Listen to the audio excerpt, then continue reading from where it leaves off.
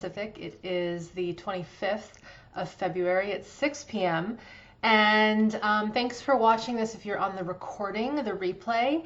And also thank you if you're watching this on my YouTube channel after the fact. We pop these live streams up onto the YouTube so other people can find them and learn a little bit more about their nervous system and healing trauma at this neuroplasticity level.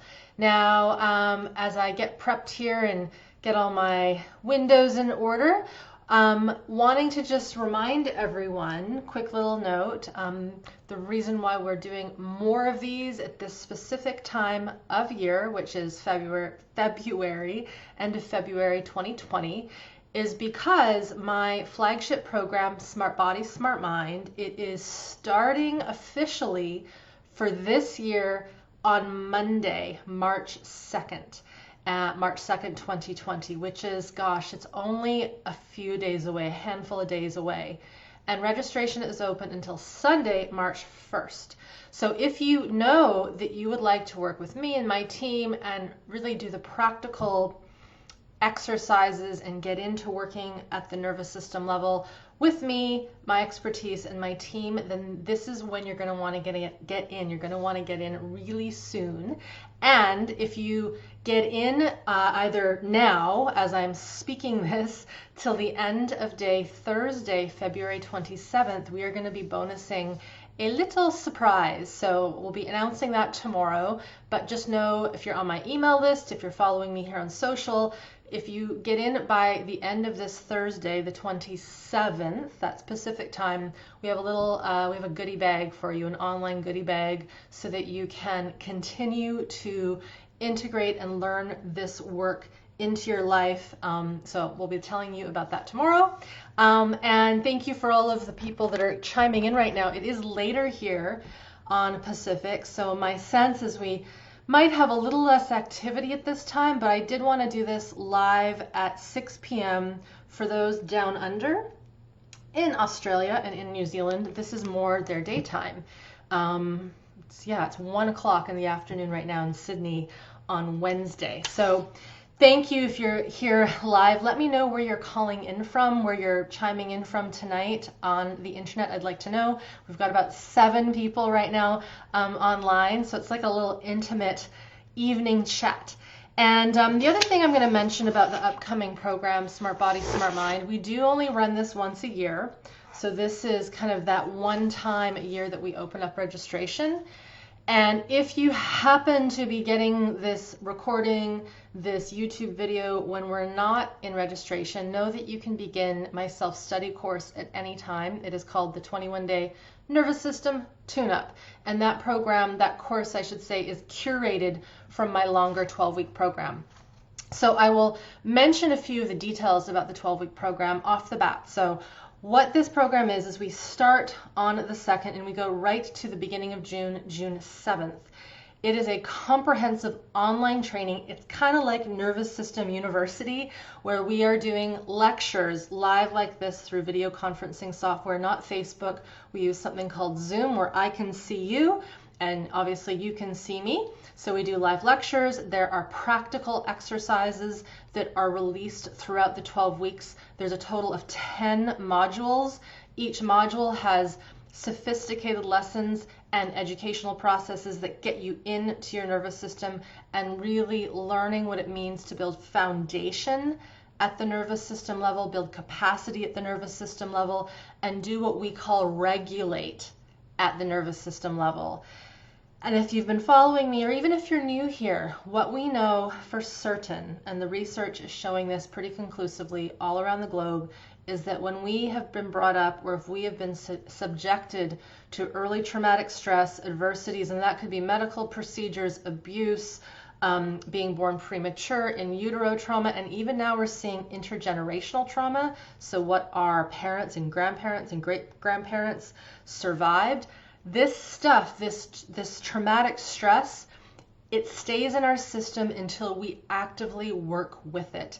It doesn't heal with time, and what the research is showing, not to be doomsday, but this is just fact and reality, it leads to chronic illness, mental illness, addiction, risky behaviors, inability to connect with others in the world and ourselves, these early traumatic stresses cause what we are seeing as just general human unwellness, which most of us either know of people living with some form of chronic illness, mental illness, or we ourselves have been living through and trying to heal various conditions. Even things like autoimmune, adrenal fatigue, all fits into this, chronic pain, fibromyalgia. So there's a whole laundry list that I won't go through, but needless to say, what we've seen through my students who have worked through Smart Body, Smart Mind, that they start to gain their life and freedom back because they are learning to release those trapped traumatic stresses and more so build capacity within the nervous system so that these traumatic stresses can slowly start to dissolve and integrate.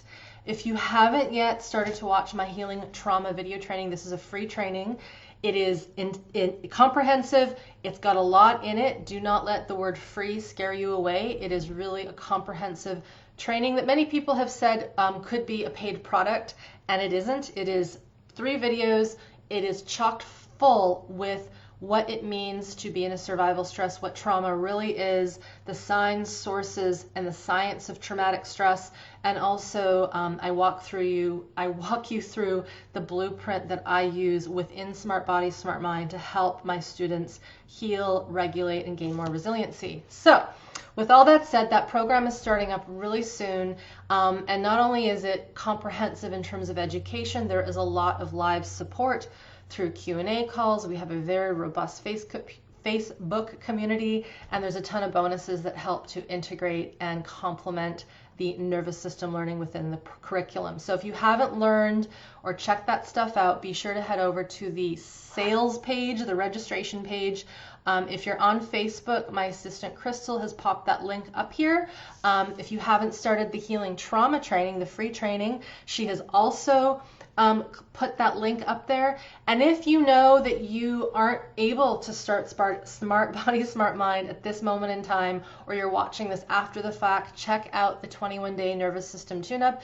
It is a self-study course. It is a little shorter and it is just as powerful and potent, but it's the beginning steps. So many of my 21-day tune-up members, they go on to do Smart Body, Smart Mind the following year. And the beauty of that is that the tuition you pay for the 21-day tune-up, the smaller self-study starter course, that is taken off, I should say, the longer program SBSM, Smart Body, Smart Mind. So it's like investing in next year if you know that you can't get into SBSM this year. So I'm going to head over to the comments and just make my screen a little bigger here. And I've got some questions that I'll get into. And the first one that I want to answer is related to adrenal fatigue. And this was submitted by Jeff. So Jeff, I'm not sure if you're here live. If you are, let me know. And thank you to all those. Hello, Adriana from Mexico. Hello, Marcella from New York City. At this point, we are not offering any scholarships for SBSM. What we suggest is if you can take advantage of the payment plan, there's a 12-pay payment plan. Check that out. And if that's still not within your capacity right now, look into the 21-day nervous system tune-up. It is still a stellar way to get started. And I say that because the 21-day tune-up content has been curated and pulled from Smart Body, Smart Mind. So while it is not the entire enchilada, as we might say, it is a very important part of the basics. So know that if you can't start SBSM this year, plan for it perhaps next year, but start with the 21-day tune-up. And there's also a 3-pay payment plan for that as well. So hopefully that can help you out. And I've got a ton of free resources on my site and YouTube channel, Facebook, etc. So back to the question. So Jeff asked, can SBSM work for severe adrenal fatigue? So basically, quick mention of what adrenal fatigue is. So if we roll back to what trauma is and survival stress is, basically when we have a threat. So I'm going to go back to the real basics, and this was covered in the healing trauma videos, but I'll give a review. So when we are subjected to some form of stress, trauma, our system goes into what would we call a fight-flight response. It is a survival response. It is the system ramping up into an unconscious automatic behavior so that we defend. So we're either going to go into what we call fight or flight. And I hope, let me know if you guys have heard of this before. Hopefully many of you have. But there's this fight-flight response, which is our body trying to protect us. It is our nervous system trying to protect us. And it's governed by the autonomic nervous system. This is important so I can talk about adrenal fatigue. So bear with me here. Now, that is natural. We want that to happen. Like if I was to hear a loud bang or something and it's an actual threat, I would want to mount a response to defend or protect myself. Let's say that loud bang, that threat is now gone. What I want to do is I want to come down and out of that fight-flight response. That's what the natural situation should be. So we get into this high level of stress, strain, the system contracts, it gets ready, the blood pressure goes up. But then when the threat is gone, we come back down and we regulate and we go back to kind of just normal hanging out, being humans, that kind of thing. What we know is that it is not that simple with us human systems. What happens with a human system, especially when we don't have what we would call solid baseline nervous system self-regulation, I know that's a long jargony word, when we don't have good early wiring, I'll make it simpler, early on, our map of how we come out of stress is a little distorted. And rather than coming out and down, what occurs is we stay stuck up high in that fight-flight. We actually don't come down. And this is going to be perfect for another question that someone else answered. So I'm going to spend a little time here. So if we are up high, constantly waiting for a threat, even though there's no threat there, we're pumping out a lot of adrenaline. And adrenaline is a fast-acting stress hormone, which means it only comes out and gives us a burst of fight-flight action. It dissolves. And so when the system is like, this person is constantly in survival. This little child, this infant, and this is our system thinking this, and I say thinking with air quotes, it's sensing that something isn't right. It's like a machine sensing when the temperature is getting too hot and then something shifts to cool it down, kind of like a car thermostat, right? We want it to have a sensor that things are starting to overheat, like a computer also, and then a fan starts to kick in, things cool it down. So the human system is the same way. And so what occurs with this whole idea of adrenal fatigue is when we're constantly bombarded with stress, when we are stuck in fight-flight, our system says adrenaline is inefficient because it's fast-acting. So what we're going to do is we're going to pump out cortisol. And cortisol is also a stress hormone. It is a very potent, long-lasting stress hormone that sticks around for a lot longer in our system, and it prepares the system for essentially the worst. We could say it prepares the system for death. It gets things into the right place. It is something that starts to come out when we go into more shutdown. Over time, if you think about it, it's like anything that's pumping out. You think of a sponge that has lots of water. That sponge, as you squeeze it, and if you don't add more water, if you don't let it recover, it kind of dries up and becomes brittle and there's no more life to it. That's what happens with our adrenal glands, is as we pump out and keep putting out cortisol because the stress, the threat is continually there, eventually those adrenals, that's where the burnout comes in. That's where the adrenal fatigue comes in. And the trouble with this is that the moment we have exhausted our adrenals and the cortisol is kind of like, I've given up, I can't keep pumping up anymore, we get what we would call like a flatline cortisol. And we need cortisol for health. But what occurs is when it's been pumped out so much, it becomes excessive to the point where there's so much, and the cortisol that is so much and excessive, it also becomes toxic to the system, to the immune system, to the cells, to the brain. We know it is connected to memory loss in the hippocampus, and it infiltrates and it actually gets into the tissues. It shifts the tissues. It is basically toxic to the cells in high doses. We need it though for general health.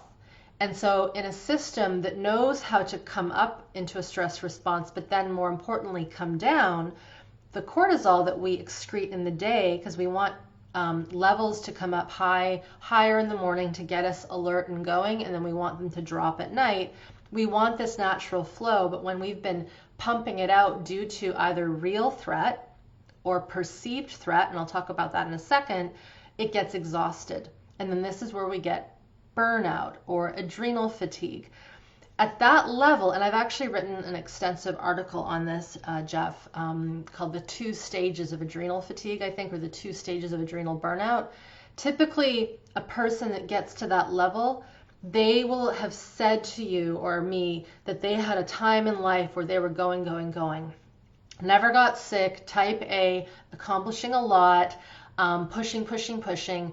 And the system, and often youth, will drive us. It'll allow us to keep going. And the immune system will tick over just enough. And then what occurs is eventually, if we don't have real rest, real downtime, real recoup, and this is more than just a good night's sleep. It's kind of like a savings account, right? We need to keep putting stuff into the account. If we don't, sooner or later, there's going to be nothing there. Like we slowly use that account, but if we're not putting more in, eventually it's gonzo. So this is, in a sense, what adrenal fatigue is. I'll talk one more piece and then I'll get into how Smart Body, Smart Mind can help with this.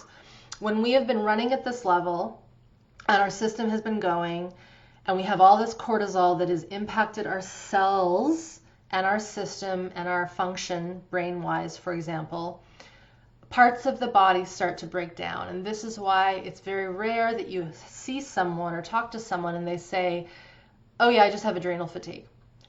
Usually there's an immune-related problem. Often they get sick easy. Often there is chronic pain connected to it, stiffness, lethargy, sluggishness. The digestion is off. It's usually slow and really, it's like in low gear. It doesn't move quite as well as it could. Our ability to think gets foggy. We have, people will call it brain fog. What is essentially happening there is our system is not going into higher brain processing because it is so exhausted from the go. Cardiovascular function can suffer because the blood vessels are impacted by cortisol and they become weak and thin. So our robustness, our ability to get pressure into our system also suffers. And this is why many folks who would say that they have adrenal fatigue or they're burnt out or they have some form of autoimmune or fibromyalgia illness is they just can't move. They can't be active. And it is not all in their head. It's a real physiological thing because the whole system just can't get going. It's kind of like an old car that hasn't been taken care of. The fluids haven't been changed. The engine has tons of dust in it. It hasn't been driven in a good way, and it just doesn't work as well as it should. And our bodies are kind of like that. They're a little more complex than a car, but that's kind of a simple way of putting it. So in terms of Smart Body, Smart Mind, and this is where I wanted to start with this adrenal fatigue question because it beautifully wraps into the questions that I get that are around, is this program going to help with autoimmune illness, fibromyalgia, chronic pain, digestive troubles, things like Crohn's, IBS, ulcerative colitis? Is this going to help with reproductive and hormonal function? How about my ability to be alert, to be awake, to use my brain? And they all connect. And the reason they all connect is because that autonomic nervous system that I mentioned over almost maybe 10 minutes ago, the autonomic nervous system that governs fight, flight, and freeze, it also directly connects to all of those organ systems. So when it is being hijacked by the survival stressors, it is also taxed in how it talks to the rest of the organs. And then the organ systems and the organs and the entire systemology of the system, it is in confusion, because that autonomic nervous system, it's like there's something wrong. The system is emitting a danger response, and it keeps happening. And so I'm going to try to shut that down because the stress isn't going away. So the fight flight is going to be kind of suffocated, if you will, by the freeze response. But under that freeze is this chaos. And when we have these two things going on at the same time, this chaos with this clamp on it, that is where, to use a more descriptive word, that's where disaster can strike. That's where finally the system breaks and says, I can't do it anymore. And that's where someone would say, I hit overwhelm and I just couldn't get out of bed anymore. And then that's when a lot of the other physiological systems start to suffer and break down. So, long story short, when we start to work at restoring the nervous system, it takes time. So I'm very, very honest about saying when the system has gotten to that level of fatigue, and you even use the word severe adrenal fatigue, it's important to know it's going to take some time for the system to reboot. And by time, everyone is different because it depends. What is their life circumstance? Are they still living in a toxic environment? Do they have the capacity to really rest and take time off of work? Are they eating well? Are they in an environment that has healthy air? Are all these elements that contribute to a system staying healthy? So those are important. And then on top of that is we have to realize how long it took for the system to get to that level of severe fatigue. Now, the good news is that it doesn't take the same amount of time usually that it took for us to get there to recover. But we can look at anywhere between 1 to 2+ years for the system to fully reboot, recover, and gain back that juiciness, that plumpness in the adrenals. If you imagine that idea of that sponge being filled back up with water. And the reason I say that, again, I'm not saying those numbers 2+ years to scare anyone. This is what my students have found. This is what people that I know, my husband even, who has had this level of adrenal fatigue and cellular systems breaking down, it's taken time to recover.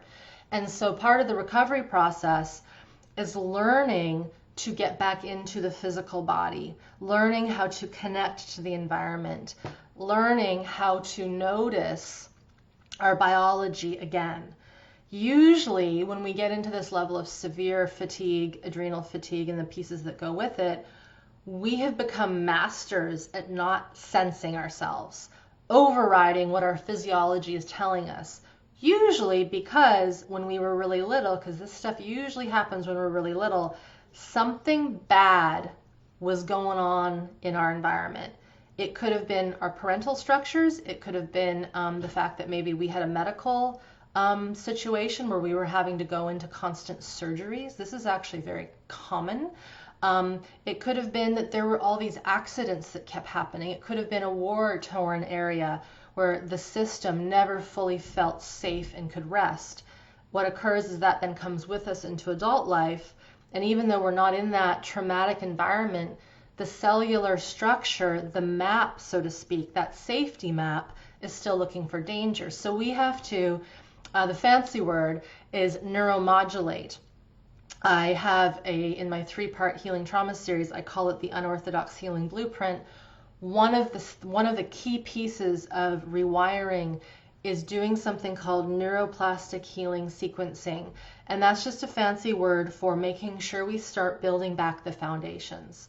So I'll go back to what I was saying. We need to lay down foundations like we're building a new house. So that is connecting to our biology again, our biological impulses, learning to listen to the stuff inside here again, or maybe for some of us the first time ever, so that we can listen to the cues, so that if we're, let's say, fatigued, we pause. If we're feeling a tickle of, say, a little bit of fight-flight energy, we listen to it rather than pushing through and ignoring it or numbing ourselves out and just pushing it aside. Part of the relearning of being with our body is following biological impulses. So listening to when we are hungry, when we have to, this is going to sound crazy, but when we have to go to the washroom, being able to feel the cues of the pressure of the bladder or the pressure in the rectum. As odd as that sounds, those are some of the first essential entry points into reconnecting with the physiology. And this is something that doesn't just happen in one exercise and then we're done with it and then we move on to the next one. It's really about keeping that skill, basic skills of staying with the awareness, connecting to ourselves, adding in these following of our impulses, biological impulses. And then as we work through the program, we get into deeper elements of working directly with the stress organs. So I've spent a lot of time getting up to here so that it makes sense. Working directly with the stress organs is probably one of the more unique elements of SBSM, and you will not find this in any other online program that I know of, at least. You will if you work with someone who has the same training as me one-on-one, but I know that's not possible for everyone. And so working with the stress organs means working directly with the kidney and adrenal interface. So those little juicy glands that pump out adrenaline and cortisol, and they sit on top of our kidney gland organ. These two areas get impacted by that constant barrage of stress. And so in the program in Smart Body, Smart Mind, we're teaching you how to put your intention and put your attention and put your breath and your awareness to these very important organs, this kidney adrenal interface. And this is something that I learned through my instructor and mentor and colleague, Kathy Kane. This is the work she teaches to thousands of people around the world. It's not something that's just experimental on my part. It has been shown to be hands down one of the more effective ways for healing and recovering chronic illness. It's as if we're reverse engineering the system. Rather than trying to focus on all the cells and organs that have been impacted by this fatigue, we're going right to the source that got fatigued in the first place. We're working with the gut and how it connects to the brain and how the brain connects to the gut, because one nerve that is very important is called the vagus nerve. And we know that our gut was really our first brain.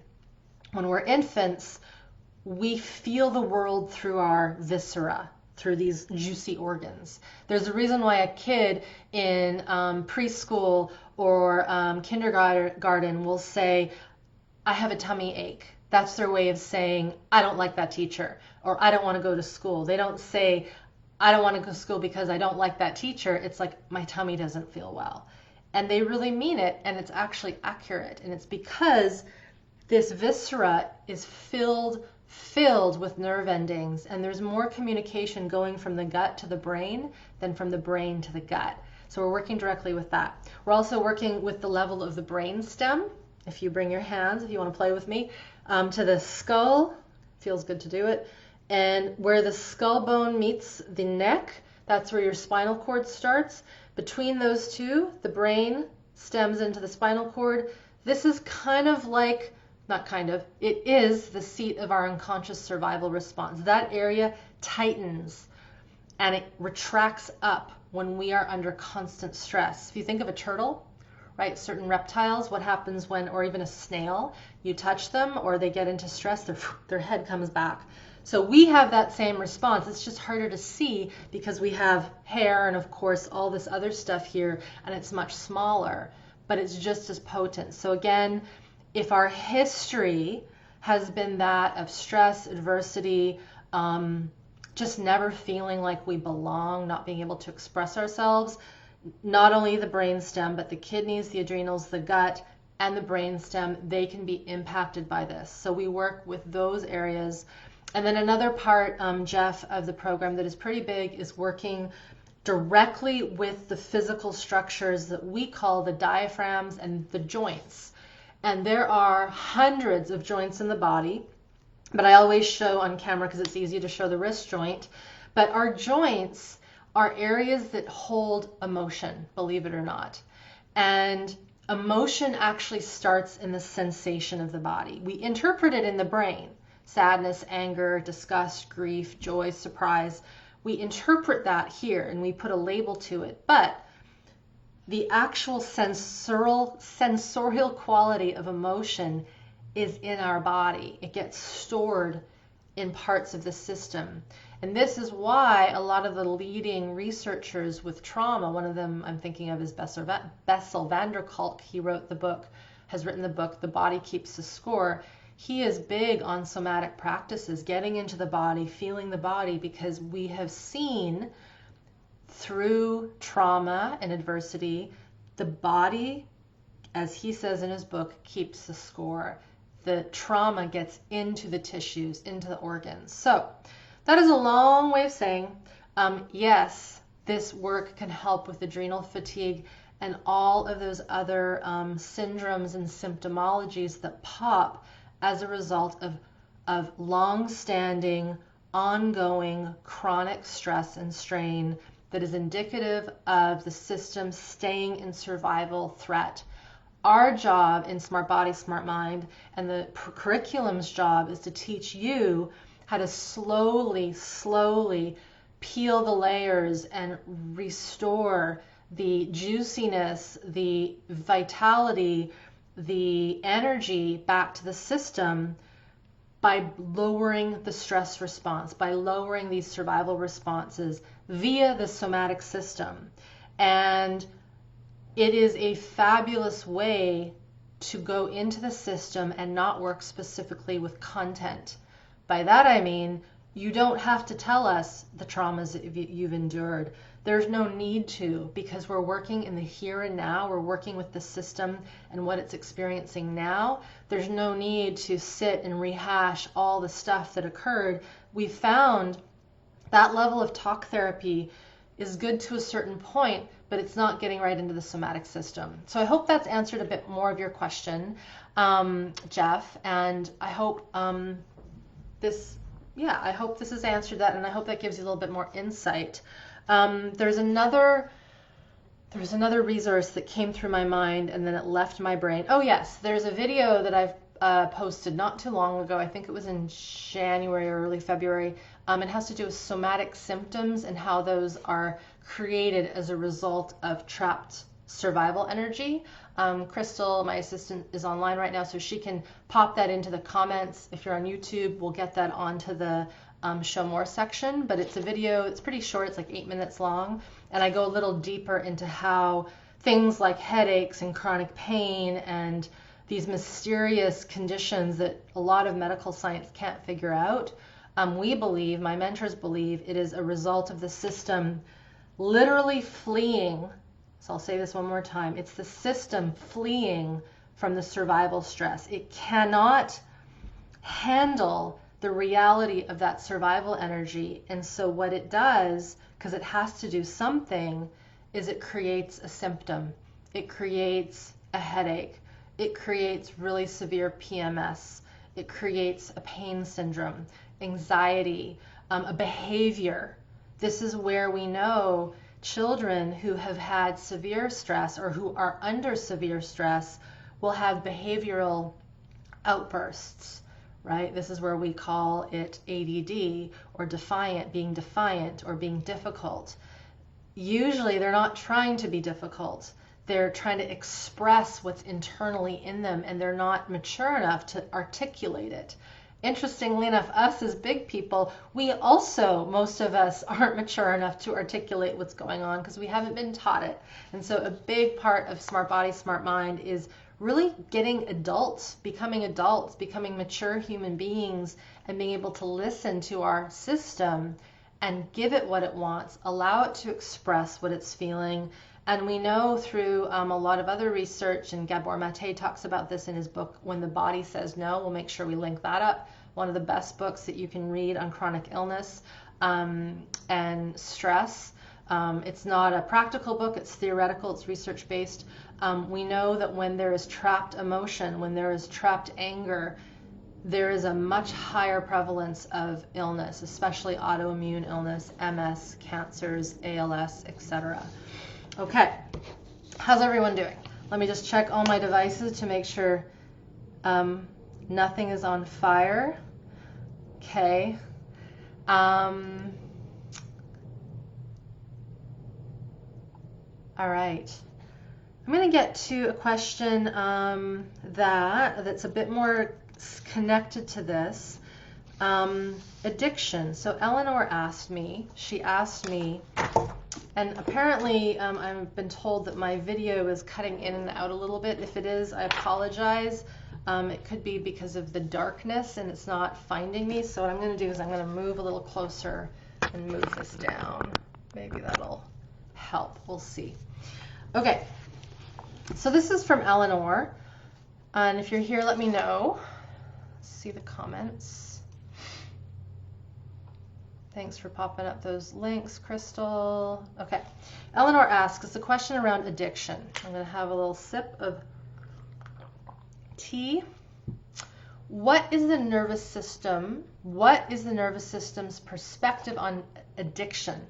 I love how you phrased that. Is acting out in an addiction, whether it's with a substance or a process or behavior, a subconscious attempt at nervous system regulation that actually results in more dysregulation? Great question. The answer to that is yes, and kind of. I'll explain in a second. And is addiction likely to be positively impacted as a byproduct of working through the SBSM program?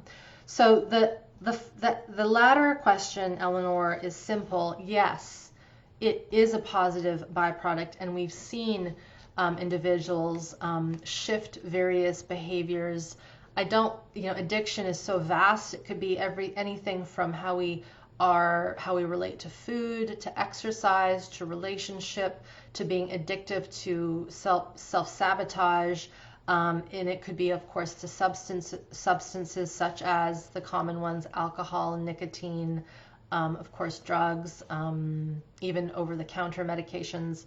And again, I am not a doctor, I'm not a psychiatrist, but we have seen that people have said to us, especially around food, that their relationship to food and how they nurture themselves and really give themselves sustenance has shifted, because they're eating more just because of needing to give themselves sustenance. It isn't out of comfort or out of we would call it emotional eating, because when we become more regulated in those autonomic nervous system responses, the fight, flight, freeze, our emotions start to shift. And we don't work directly with the emotions. We work a little bit with them, and especially anger is one of them.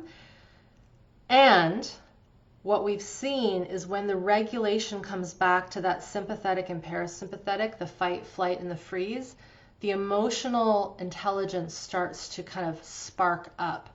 The other thing we notice is that the ability for the brain to make decisions becomes a little sharper.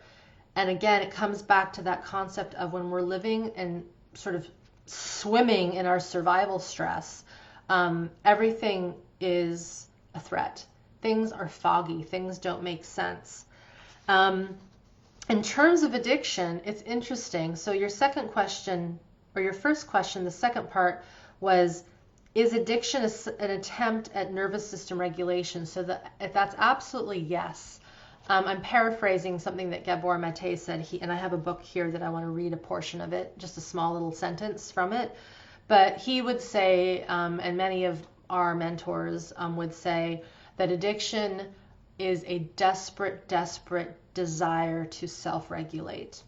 And so we self-medicate. It is a way of medicating our system, because the feeling inside, the survival energy, the emotion that comes with the survival energy is just too damn hard to bear. And it's usually connected to early dysregulation, where we didn't learn proper self-regulation from our primary caregiver. We weren't taught good modeling of bringing our system down. And because humans are darn robust, we can keep going in life even with a highly dysregulated system, but the system is smart. And in some strange ways, addictions are a smart way of self-regulating. Of course, they're also very harmful because usually it swings our health to another level, especially when they are substances that really harm the body. There's people who are addicted to adrenaline sports. I had a little bit of that in my 20s and 30s, I will admit. And it was a way of feeling excitement and feeling alive. And I had a preponderance, a map of nervous system functional freeze. So I wasn't unwell physically necessarily, but my system was very dampened because of the drive that I had to live in throughout my life. And so I kind of was numb to a lot of things. And so the adrenaline sports fueled me to feel more alive. And I did get into trouble with some of those. I got into some really bad injuries that I'm still having to work with to this day. So the addiction is definitely a way for us to self-regulate. And it's probably one of the reasons why, this is a book here, hopefully you can see it, Gabor Mate, In the Realm of Hungry Ghosts. There's a reason why this book is the thickest book he has written. He was a doctor in an area of Vancouver called the Downtown East Side, which is renowned for high levels of drug injection use. The highest in North America, believe it or not, is just over there down the street. And we think it's for a lot of reasons, but there is a very high Native population here, and the trauma within that culture is massive, and the abuse within that culture is massive. And so how do we feel better? How do we regulate? We numb ourselves out. And so this is an excerpt from his book, page 198. Addiction, it's very short. Addiction is a deeply ingrained response to stress. I'll repeat that. Addiction is a deeply ingrained response to stress, an attempt to cope with it through self-soothing. Maladaptive in the long term, and it is highly effective in the short term. And so he goes on to talk about how, when we're in the throes of stress and panic, it makes a heck of a lot of sense to do something to bring our system down, especially if we know if we don't do that, we're going to hurt someone or we're going to hurt ourselves. And so we bring ourselves down with something. The trouble is that then the next day or after the fact, the shame cycle gets popped in, right? Because we know that that probably wasn't the best way to soothe ourselves, but the system has no other option because it doesn't know another map. Remember how I talked about the map of how we're wired? We would call it the safety map or the trauma map. So if we were not taught how to self-regulate, our map for how we take care of ourselves is not 100% helpful. And so part of our work, not just in Smart Body, Smart Mind, but in our entire human population right now, because addiction is high, especially in places like the United States, where there's very little childcare, where there's very little maternal and paternal leave when babies are born. I mean, it's one tiny piece, but this is one of the reasons why we are seeing in that country, for example, a lot more troubles with addiction, with mental illness, because those first few years of life, the state doesn't take care of the young by giving the parents the time and the money to have time with those little ones. And that's just one example, right? I don't want to go down the whole political role, but how if we look at cultures, countries who have high levels of maternity and paternity leave, they're given a lot of help financially for new babies, their levels of addiction and mental illness are much lower. I'm thinking of Iceland, for example, that's been written about quite a bit. Up until a few years ago, and I don't know if it's still true, they don't even have a jail on that country's land mass because there's just a very solid form of regulation baked in from the beginning. So this is more than just smart body, smart mind. I want to talk macro. This is happening all around the world, and what people are realizing, to bring it back to SBSM, is a lot of people have tried a lot of different things. They've tried behavior change. They've tried healthy lifestyle. They've tried, let's say, the 12 steps, which can be very useful, right? And it's still teaching us to have control. It's keeping us in a certain phase of, if I do these things and I'm very particular, step by step wise, I'll be okay.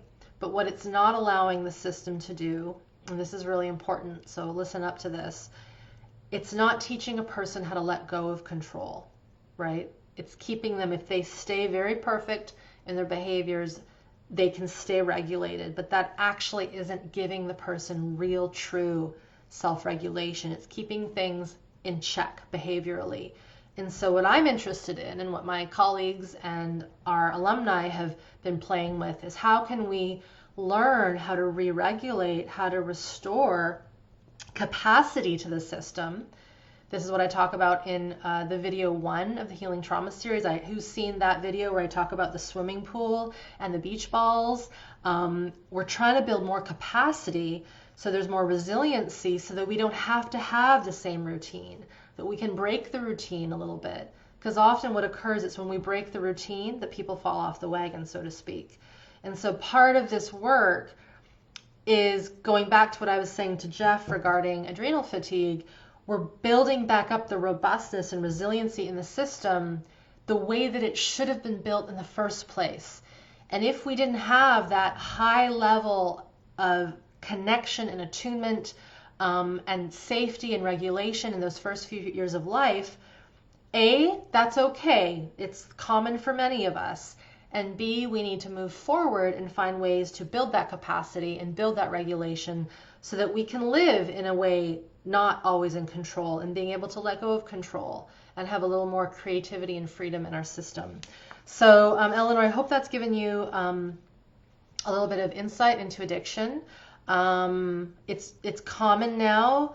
I'm hearing more and more that people within that world, you talk to them, they will say to you, just as Mate talks about in his book, there isn't one woman in his book that he interviewed or he talked about who was not in some ways sexually abused when they were young. That level of fear and trauma is in the system, and the system is desperately trying to find safety. And we need to do more than just cognitively saying, I'm safe, I'm safe, I'm safe. It has to be viscerally implanted. And part of doing that is getting back into the somatic system, reconnecting with the environment, and working directly with these stress organs, which I mentioned a moment ago, and also working with the body systems to really say to them again, hey, I'm here, I'm listening to you, you're safe, but not from a cognitive point of view. And this is where it is so hard for me to describe this via words, but it's bringing your own touch to your system, either literally or with your intention. And we know through sports science that visualization does change things. We know through the pain research, visualization changes how the body's immune system is responding, I should say. So a big part of this is using that visualization power that we have as humans, which is what we have because of this higher brain, and directing it to our more unconscious organ systems. They're just kind of laying there going, will someone please help me? I'm so stressed out. There's all this cortisol that's been dosed out to me. I'm in constant contraction mode. It's kind of like they're screaming help, but they don't know how to scream help other than to become ill. And so part of SBSM is using that higher brain that we have intelligently. And a lot of people will say, and this goes beautifully into the next question, is this bottom-up work or top-down work? And bottom-up work is often what we would call body work, somatic work, working with the body, whereas top-down work is working with the thoughts, with the mind. That would be like psychotherapy or psychoanalysis. And the one thing I learned, and I'm pretty adamant with in my own work, and I learned this through Peter Levine, is you can't disconnect them. They're always both there at the same time. And so one of the things I think that is so unique about Smart Body, Smart Mind is it's even in the title, Smart Body, Smart Mind. We're working with both at the same time. Some days are more focused on the body, and then the days that we focus on education, we're using our mind. But I'm always reminding you guys, can you bring this learning in, and are you listening to the body as you are doing the learning, and vice versa? Okay, so the next question is actually from someone with my name, Irene. Hello. I'm just going to take a little more liquid to keep my throat moist as I talk. So Irene says, and let me know if you're here. I'd love to know. She says, I always thought that practicing Peter Levine's stuff has to be dealt with people around you and or a therapist who can coach on individual matters. How can I practice this work to unload trauma from the nervous system alone via the videos or the audios that the program has? Is the program fit for shock trauma, developmental trauma, and post-traumatic stress? So it's interesting, isn't it, Irene? And I actually wrote an article called Can Online Healing Really Work? So we're going to post that on the Show More. If you're on YouTube or if you're on Facebook right now, it'll be below in the comments. But this is a great thing because I didn't know if it would work either, to be honest, when I started this. And yes, Peter's work was originally developed with him, with his first ever client, he calls her Nancy, working with that person one-on-one. And I started my practice in the same way. And then what I realized is that 1 hour or 1 hour every 2 weeks or 1 hour once a week or once a month was not enough to teach people what they needed to know so that they could fully move deep trauma stresses out of their system. Let me explain. Because of our higher brain and because of our disconnection to the somatic system, which is the case for many of us, we need to have a very robust understanding of what's going on in here in terms of how trauma is stored, something called procedural memories, which I'm going to talk about in a second for another question that I have. And if we're not really aware of what's happening, we can have a sign or a sensation or a twitch or an energy come through our body or a shaking response. And if we have not been educated to know what that is, and that what that is probably just the system moving stuff, integrating stuff, releasing stuff, there is a tendency for the system to go into fear, doom, oh my God, something's wrong, I better try to get rid of this.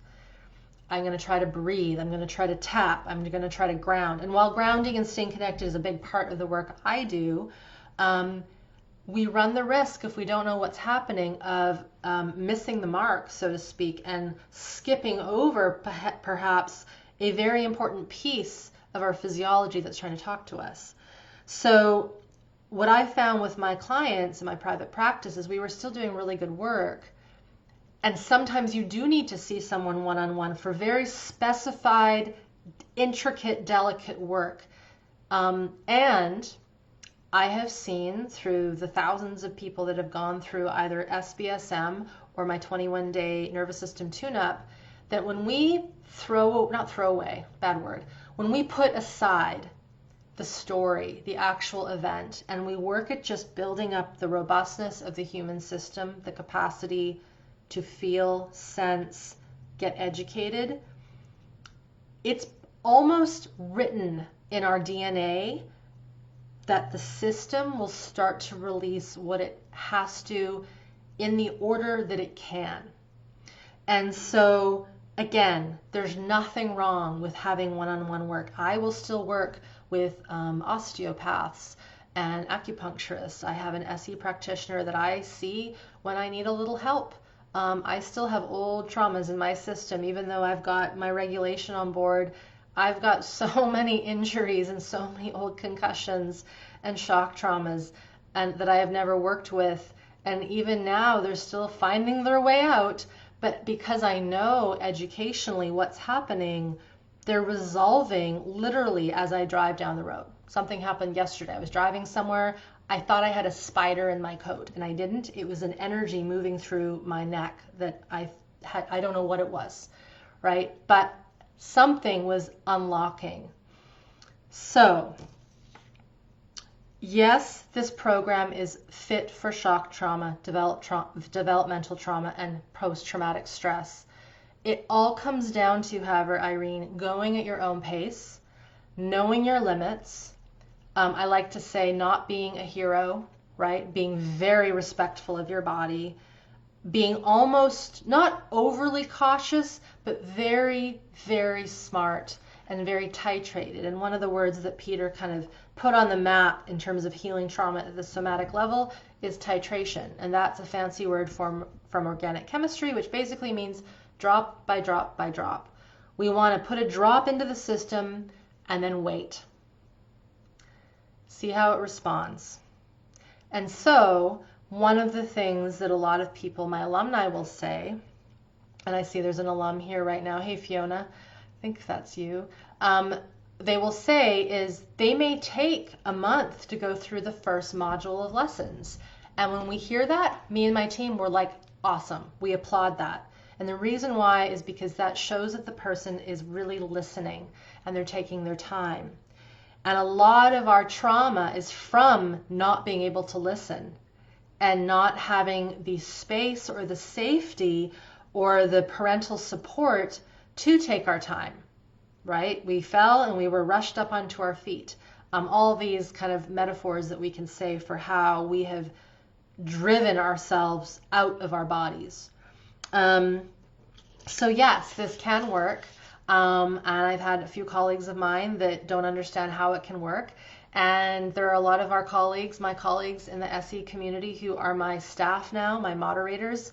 All of them are trained in some form of somatic experiencing with Peter or with Kathy Kane. And there's a reason they're working with us because they've seen the power of doing this in the comfort of your own home, safe, at your own pace. And for many who have developmental trauma, they might not even be aware that when they see a practitioner, they are going into instant override because of shame, because of feeling uncomfortable being in front of someone. They can't be exposed. It's too vulnerable. It's too raw. And what we found is that a lot of folks don't even know they're going into override when they go and see a therapist and they're pushing through something. And then this is why we see such a common thing, which is it doesn't work. Symptoms keep popping up. It's like we're doing all these pieces and we're getting emotion out, but then the physiology is suffering. So it has worked. I've seen it worked. And it really comes down to going at your own pace, listening to the system, trusting, respecting, and knowing when you need to pause. I'm going to go over to the comments here. Hey Fiona, so excited about growing up at age 52. Yes, that's a common question. People ask, can I heal? I'm like 60 or I'm 50. I even had someone the other day say I'm already 34. Is this possible? Yes. Of course, our youth will give us a little more robustness, but this is where the mind is very powerful. When our mind wants to heal and it believes that it deserves to heal, this is very important. You have to feel that you deserve it.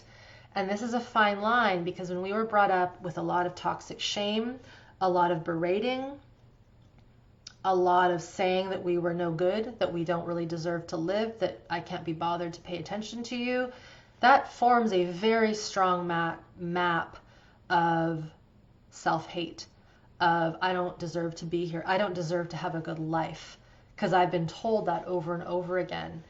That forms a physiology of shutdown, of freeze. It forms a system that lacks flow, and that's why psychological trauma can create physical illness.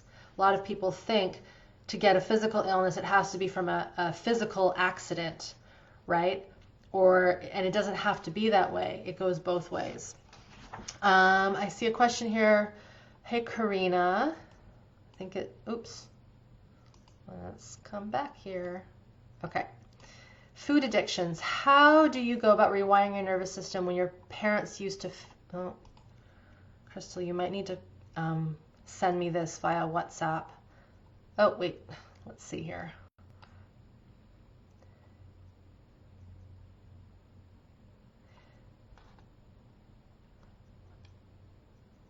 Okay, I'm going to read this one more time. Food addictions. How do you go about rewiring your nervous system when your parents used food to soothe you as a child?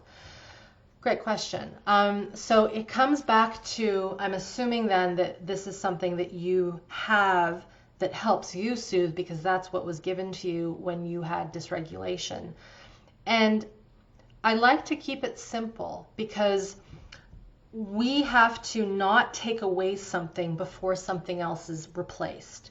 And so we often will say, allow yourself to have the behavior that you need to stay regulated. But while you're doing that, build the robustness, build the foundation, build the awareness of how your body is responding. And often what occurs in our system is we don't even know that we've gone over the deep end and we're in a physiological stress response. We don't even know we're in a more dysregulated state because we haven't tracked it.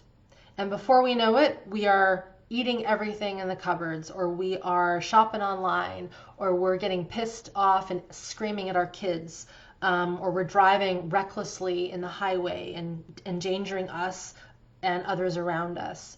And so a big part of this awareness work, of this work, is growing the ability to sense internally things that are happening earlier, right? Being able to sense that little niggle in the system that would be the indication that we've just done too much that day, that we've just, and again, fill in the blank, whatever it might be.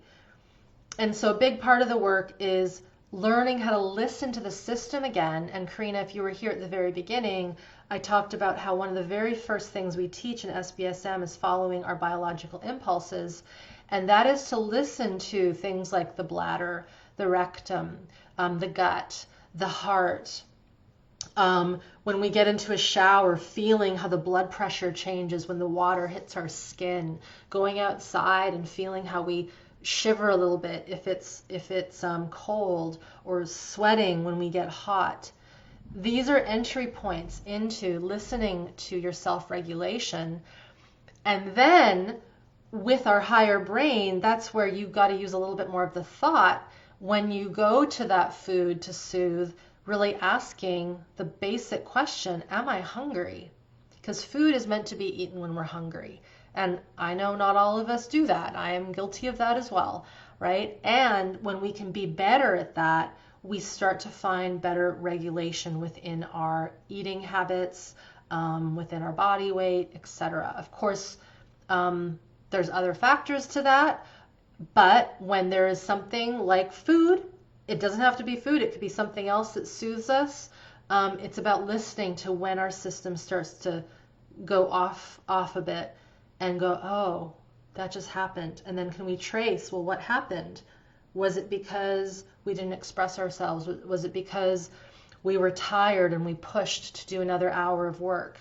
I'm guilty of that myself, right? So how can we listen better? And the reason that's not there is because, like you said, if our parents didn't know how to teach us how to listen and be with our emotions, we will find ways to listen. And a big part about food is it actually soothes our system because it's stimulating the ventral vagal of the parasympathetic, which directly influences our heart rate. Okay, I'm going to get back to the questions here. This is from Rose. And Rose, I'm not going to read your whole history. And it isn't specific, but you say you've experienced a chronic fatigue. You've been living with that, lots of tension, muscle spasms. It looks like you've had a very hard time. And you're 63, and you said, I'm thinking of doing SBSM as a kind of last gasp attempt to shift long-standing health issues. with many other courses and therapies, including SE, Feldenkrais, NLP, EFT, somatic meditation, and maybe even a decade of depth psychology, and nothing has really stuck. Albeit my understanding of self-awareness has increased greatly. So you want to know if SBSM might nonetheless be able to help. And I'd love your take on the muscle issues too. So it sounds like you've had some issues with your muscles. And I don't know, of course, your history completely. The thing that is not within the list here, Rose, that you have mentioned is the work that I've done through Kathy Kane and Stephen Terrell. And that is what she calls somatic practice and somatic regulation and resiliency. And I think what is missing here is the deep connection to the tissues, to the joints of the body, to the levels of what we call the diaphragms. And because you mentioned the muscles and because you mentioned twitches, etc., cramps, etc., it's very possible that there's something at that deeper somatic level that's sitting pre-verbal in the system. And what we have seen is that when there was pre-verbal trauma, when maybe the environment was not so safe, maybe we were left to cry ourselves to sleep at night in our crib, and at your age that was very possible. I mean, it was at my age too. And so when an infant is left alone by themselves, the system will brace. It will contract. It will want to find a way to get out of there, but it can't because it's usually too young. And so this is where we can get these contraction responses in our system coming out. And again, I don't know the level of work you did with your SE practitioner. I don't know the level of experience they have. But a lot of SE practitioners, if they're not trained in the earlier traumatic pieces that specifically work at the level of touch, and there was, let's say, pre-verbal trauma and a level of fear and contraction in your system as an infant, this stuff can come out later in life as adults, as an adult. And so, part of me is like, I think it would be great if you could give this a try and test it out, because you have so much knowledge and experience. It could be that this is like the missing piece of glue that puts it all together. The other thing that's really important with a lot of what you've written here is working with healthy aggression, working with anger. We get into the elements of shame even with the body. And so while you've had a lot of these great practices separately, because of my training in Feldenkrais, SE, and Kathy's work, we're bringing them all together into one kind of soup, so to speak. And it could be that that is what has not been provided to you when you've sought out therapy with people piecemeal, is it needed to all be put together. So my suggestion, I would encourage you, if you're feeling drawn, I think you have to feel drawn. You have to have still a little bit of a spark in your system to try to figure this out. If that is there, then I would love you to join us. I'm thinking about some of our older folk who are within SBSM, and many of them have this very similar kind of history. Just things have not been able to figure out, haven't been able to nail it, to have things stick. And a lot of them have said that this has been that missing piece. And when you have that level of wisdom and experience, a lot can change. So I hope that's given you a little bit of insight there. I'm going to get to a question from Gloria. And Gloria, if you've listened to this from the beginning, everything I have said holds true for you. So I'm going to get to this question. And you ask, can this program help with, and you've abbreviated, functional neurological disorder, FND, and dystonia. And dystonia is repetitive muscle contractions. It's like a tremor. It's a twisting. People often might call this a torticollis, even tics, Tourette's. cervical dystonia is like a shake in the head, in the neck. And, you know, I actually did a quick search on what the officials are saying around FND. And it basically says that it's medically unexplained. And when we look at some of these medically unexplained conditions and neurological disorders, and then you talk to the people that I've been lucky enough to study and mentor with, like Peter Levine, and books that I've read from his colleagues, especially Robert Scare, who really talks about exactly what you're talking about. He's a neurologist, a medical doctor who's totally become 100% on with Peter's work and how we store traumatic stress. The word that I mentioned a little while ago, you may not have picked up on it, is procedural memory. So when we have had a lot of traumatic stuff happen to us, and let's just say, I'm going to make up an analogy, a scenario, but we were in a house that wasn't safe.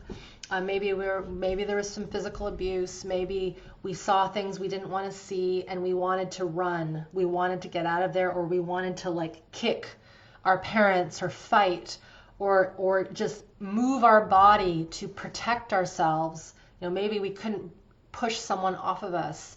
Maybe we wanted to strangle someone's neck and we couldn't.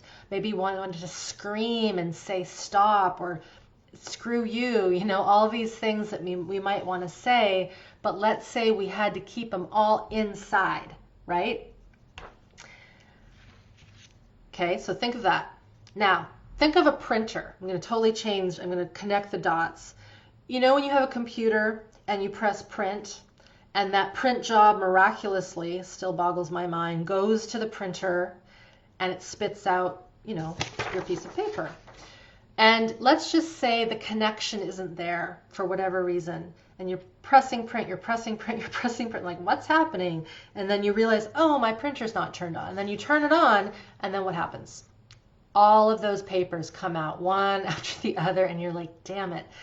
And so procedural memory in the somatic nervous system is that print job. So if we couldn't kick because we wanted to, or if we couldn't run the heck out of that doctor's office, or we were strapped down, that's another thing. If we were woken up, if we woke up during a medical procedure in surgery and they are shocked and then they hold you down, but you want to fight and you can't, the system stores all of those motor responses inside. There is a theory, and I'm pretty certain of this, the more I work with it and the more I see it, and same with Peter and all these other colleagues of mine that are well into their 70s and 80s, that these shaking responses, this dystonia, these tremors, are a result of unexpressed procedural memory.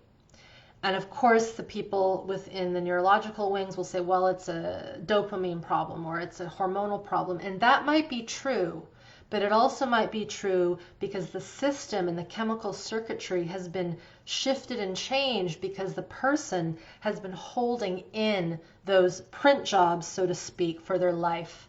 And I am thinking about a family friend who recently died of Parkinson's, and it was a little too late when I worked with her. And I'm not saying that it's too late for people, but you know, she was very unwell at the time, but I had a chance to talk to her. And it turned out that she was, and stay connected with this, but I'm going to share this story because I think she would want me to share this with everyone. She had had her tonsils taken out when she was 20 years old in Ecuador, and they did not put her under. They kept her awake and they took her tonsils out. If you can imagine the amount of pain and fear, I could cry thinking about it right now, your system would be wanting to go berserk, but she was tied down. That level of fear and panic and procedural memory, there is so much adrenaline wrapped up in that event. And when I was looking at her last days, it was as if you could see her trying to shake her head away from the medical doctor. So, Gloria, I don't know if you have a history that resembles anything that I've just said, but I do know from my readings and my studies that there is a pretty strong connection with these tremors. Even restless leg syndrome is connected to sympathetic adrenaline energy that wants to get out. And nights where I've been a little more stressed and a little more aroused because maybe I had a big day and I didn't take care of myself, I'll feel pressure in my quads, and it is this running response, and I'll shake them out a little bit, and it will allow me to get to sleep. Now, not everyone is going to have that easy kind of shift. I have a system that's regulated, but we still in our daily life as human beings have stressors that come in. And so part of this work also, Gloria and everybody here, maybe you have regulation in your system. Maybe you know you just have a really stressful job or whatever it might be, and you're looking for prevention. Having that knowledge of feeling that pressure in your thighs or that tightness in the gut, we want to address that stuff as soon as it gets in our system, because there's no reason, if you now know this information, to hold on to it. Right, it goes back to video number 1 from my healing trauma videos. Again, if you haven't watched those, at least watch video number 1. We've got this pool with all of these stressors. If we know now that we don't have to leave our stress inside or new stressors come into our system, if we know, I don't have to keep this in here, I need to move this out. I need to let the tears fly. I need to let the anger out. I need to say what I need to say, etc., etc. If we at least can do that, we're not putting more into our system. And as we limit what we put into our system stress-wise, it gives more space to the old crap that was in there to begin with. And it allows it to come out and breathe a little bit more. So I hope that's given you a little bit of insight, Gloria, into that. If you want to check out the book, there's no practices. So a lot of these books, they don't have practices. That's why I developed the work that I do. But Bob Scare's book, Trauma Spectrum, Robert Scare, I should say, it's a great book that I have yet to find a book that talks about things like dystonia and torticollis and tics and Tourette's. He even goes into a stigmata, which is, it's often seen with Jesus Christ on the cross. But if we've had bruises and bumps, when we start to heal our system, we will have unexplainable bruises come up that don't make any sense, and it's the old memory coming up and out of the system, because if we were shut down in the past, the system won't properly heal it. Even medical traumas where people have had anesthesia. I've worked with people where you can smell the anesthesia coming out of their system, and for some of these people, that was 30 years prior that they had, let's say, that medical surgery. So it just shows that a lot of this stuff does not heal with time. We have to bring our awareness to it, and when we bring our awareness to it, it starts to move. And that's another thing with this work, is that as we have more awareness and attention on this part of our nervous system, it's hard for the system to hold on to the stuff. It's going to want to come out. It's kind of like, I always think of the movie The Matrix. Once you've taken that red pill, once you've crossed through the door, it's hard to see anything else, because now it's in the awareness that you have. So just know that knowing this information can be powerful just on its own. And of course, working with it is very important. Andrea asks, is social anxiety related to toxic shame? It definitely can be. It can also be related, so I'll say it one more time again, slower. Is social anxiety related to toxic shame? And this is a great question, because I have 2 more that I promised some people I would answer, from Cassandra and Theodora, who posted in our Healthy Nervous System Facebook group. They wanted to know about, and I'll get to that and I'll wrap it together. And I've been talking about this, Cassandra and Theodora, so this hopefully will all make sense if you've watched the whole talk. But you say, I sometimes feel that I can be buzzed and wired in a good way when I am socializing or feeling good. But then sometimes I notice the feeling like I need to tone this back. It feels too much. And you're just wondering if this could relate with the nervous system stuff. So you said your mom has said that in the past you were someone that could be quite up and quite down. And just in the past week, you've been diagnosed with complex PTSD. And so you say, I'm not one to label or diagnose it, but hearing that has helped me have compassion for myself and helped me understand myself a bit more. And this buzzing thing, this feeling of what we would label anxiety. I label it survival stress. I label it the fight flight in the system is desperately wanting to express and come out. And so we know, if I go way back to an hour and a half ago when I started talking about adrenal fatigue, I was talking about how that fight and flight, if it hasn't been worked with specifically and directly, it isn't just going to disappear. And so over time, it keeps in our system, and that's what creates, as you've said, Cassandra, here you've been diagnosed with post-traumatic stress and complex post-traumatic stress. And that is the system having this high level of sympathetic flipped with high parasympathetic, which is the system shutting down. It's like a massive brake. It's like the e-brake of the car. And when we have that, that's where there can feel this buzziness, right? This buzziness that doesn't allow us to sleep properly, but then we might feel so fatigued in the middle of the day, and then we go to lay down to sleep, and all we feel is this, like, it's like a rabbit beating its paw on your heart, right? You just can't come down. That is the survival energy running the front of our bus. It's running the show of our physiology. And so, Andrea, you say, is social anxiety related to toxic shame? It can be. It could also be something like social anxiety could be there because we had a horrific surgery when we were really young.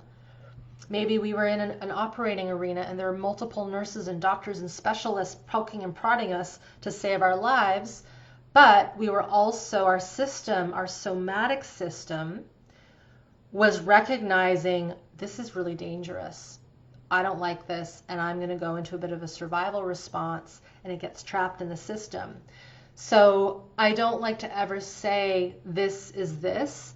It could be related to toxic shame, but it could also be related to something completely different where we were overwhelmed, where something was too much and there was a lot of scary stuff happening to us. But it also could be related to toxic shame. Usually when we have more representations of toxic shame, there is this sense of more of a depressed, collapsed life. The life force energy isn't there. And then what occurs when we start to work with that toxic shame and we come out of that shutdown and that freeze, we can then feel, if you were watching from the beginning, that survival energy that's been clamped down by the shutdown and the collapse. When we start to take off that brake, that e-brake of the shutdown, we start to feel all those, that thumping rabbit, right? That survival energy starts to be felt. So one of the things, unfortunately, that is part of this work, let me just make sure I got to all those questions. Big part of this work is knowing that we might actually feel anxiety in ways that we've never felt before. And I'll be really honest, I have felt levels of anxiety, survival stress, I prefer to use that word, like no one's business in the last few years of my life when I've been my most healthiest. And it's because my capacity is now much bigger. It was already big and it's even bigger. So all of the old traumas that my system has been cleverly storing away are finally starting to come out. The reason I welcome them, even though they feel tough at the time, if I go back to the question about dystonia and shaking, I know if that doesn't come out, I am more predisposed at a condition that will have this kind of shaking response, and I don't want that. So again, it comes down to the level at which we want to do this work. I'm a geek. I want people to do this at the highest level possible. It's my overachiever in me, because I know, and the research knows, that when we have got untreated stuff from our early years, it will create something not so good later in life. And I hate to make it the doomsday way of saying it, but it is conclusive evidence. It's been replicated all around the world. This is the Adverse Childhood Experiences Study. So I'm going to come to a question and then we're going to wrap up really soon. I'm glad you like the printer analogy. I like it too. Andrea says, what would you say about someone who experiences lots of dry heaving while processing memories? Andrea, this is very indicative to toxic shame. So there you go. You win the prize. So dry heaving can be a sense of disgust. And so when we have been toxically shamed and berated and belittled and told that we are literally rotten, right? Who's heard that before? You're a rotten little kid, right? We will hold that. We will be disgusted at the behavior and the words and the verbal abuse that is coming towards us. It's not nice. And so as we start to work with this work and we start to become more embodied, believe it or not, we might feel these dry heavings, this sense of this is gross. And we actually have to move it out as if we are spitting out sour milk, right? Or something that we can't stand. And so that is really what's important, is to know we're not crazy if all of a sudden we're dry heaving. It's something in the body, something in the diaphragm, because when it happens, it's moving our diaphragm. It's triggering it to get something out. So it's completely legit what you said there. Okay. Another question came through. I must have missed it. So thanks, Crystal, for putting this onto my phone. From Rachel. Hey, Rachel. I have a lot of difficulty dealing with strong bodily sensations and emotions. I've been considering seeing a somatic experiencing practitioner one-on-one because I would benefit from the attunement and co-regulation with a good therapist. How will this program make up for not having a therapist in the room? So it won't. I'll be really honest with you. You know, some people do need to have a little bit more connection to drop into their system. Everyone's going to be different. So we have had people, I'll be really honest, who have realized, you know what, I think I just really need someone because that's going to make me feel safe so that I can tune in. Other people, it's going to be the opposite. They're actually going to feel more safe when they're in the comfort of their own home because they're not being watched. The judgment, the shame elements aren't going to come up. So I'll be really honest. It might be that is something that you might need. You say, will this program make up for how is it better? So again, it depends on the person. And then you ask, would you combine the two? In an absolute utopic world, if you can do both at the same time, that is amazing, because what's happening is you're having some one-on-one support and you're doing some work by yourself. And as I said at the beginning, and I've said many times, I developed SBSM because I was in private practice and it wasn't enough. I actually felt bad having to charge my clients every week for something that was only giving them like a little grain of sand. And I was like, you need to do more. You need to study. You need to do self-practice. This can't just happen when you're in my office. And so it was really important for me to shift my focus so that I could create something like SBSM so that you guys could become like university students of your nervous system, so to speak. And then the other thing that's really interesting, and I talk to my colleagues who work with a lot of the alumni who are in SBSM, they do one-on-one work with them. My husband does a lot of one-on-one work with SBSM students. The people that have gone through SBSM or even the 21-day tune-up, my self-study starter course, they tend to be quicker to pick up on things. And the reason why is because they've done their homework. They're studying on their own. It would be like going to learn Italian and you've never learned Italian and only doing the work with your teacher once a week, but not practicing at all throughout the week. But imagine if you're practicing on your own at home, you're saying out words aloud when you're driving, and then you go see a teacher, that's going to be that much more robust. So it's the same way. It really depends on people's resources, the time they have. So if you can do both, I would recommend that. Cool. I won't read the rest because I sort of answered that. So I hope that gives you guys a little bit more information here. Stephanie says, I really want to take the course, but I will admit I'm a bit scared, even though I have done so much work and I'm so much work. Let me move my cursor here. Am I going to fall apart? And you say that with a smiley face. I'm going to be honest. This can be intense. And we got to recognize why. if we had a lot of bad, scary, I'll swear, shit happen to us, that got stored in our system because it was big, bad, and scary. We stored it away for a reason. Therefore, if we want to do this work, we have to realize that we might go on some waves, some big tidal waves, tsunamis even. And I want to make sure that you guys know how to swim, you know how to get into the water. And this is why we're not going to just start, but we don't talk about your traumas. We never ask you once in the program, tell me about your worst thing that happened to you. That wouldn't be useful. We're teaching you how to learn the ABCs and 1, 2, 3s, how to form sentences, paragraphs, and speak the language of your nervous system.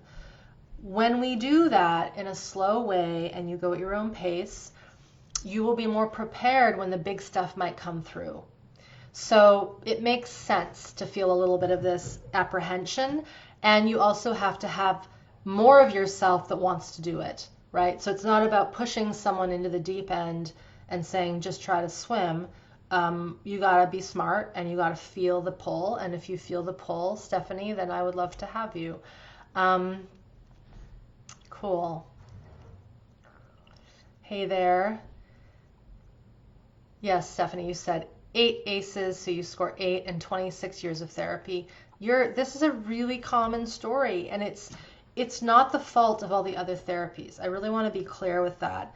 It's the fact that we haven't had this level of skill and research and science and practice all at the same time. So if you're watching this video right now, we didn't have this capacity to work at this level 5 years ago, 6 years ago, because we just didn't know, right? And so all of the people who are therapists right now, who were trained in the 90s and even the early 2000s, they didn't have this research to work with. They're fresh, right? And same with parents. Like, I don't like to blame the parents because they didn't know, because they didn't have conversations like this before they had babies, right? So we're in a really interesting time right now, I think. And I am going to wrap up now because it's my dinner, way past my dinner time, and my bum's a little sore from sitting on the stool. But as I said, we run this program once a year. The registration ends on Sunday. We start Monday with orientation week. We go through to the first week of June. If you haven't yet read through our site, our registration site, please do that. I don't want anybody to just jump before reading and looking. Check out some of our stories. Press play on some of the videos. We have some beautiful humans talking about their experience. We got guys and gals of different ages. And if you get in by Thursday, by the end of this Thursday, I'm going to bonus you a little sweet goodie bag of online treats, so to speak. So be sure to be on my email list. If you haven't joined the Healing Trauma video training, I'm sounding like a broken record. Get started on those videos. Whether you join me or not, please watch those videos. They are free. There's no reason not to watch them. That'll pop you on our email list, and then tomorrow you'll get an email announcing what this goodie bag is. Thank you all for being here. It's late for me now, so I'm gonna hop off. If it's morning for you, have a good rest of your day. If you're listening to the recording, thank you for hanging out with me and listening to me talk about the nervous system.